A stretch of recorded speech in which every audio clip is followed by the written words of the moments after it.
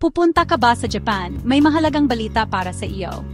Nagbabala ang Embahada ng Pilipinas sa Tokyo sa lahat ng mga turistang Pilipino dahil sa pagdami ng kaso ng trangkaso sa buong Japan. Pinapayuhan ang mga manlalakbay na magsuot ng face mask sa mga mataong lugar at siguraduhing mayroon silang travel insurance.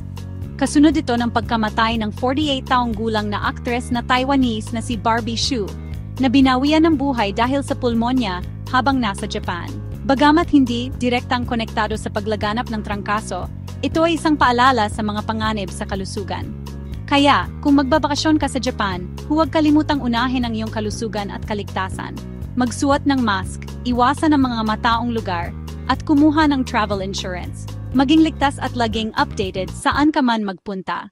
Yan ang mabilisang balita para sa araw na ito.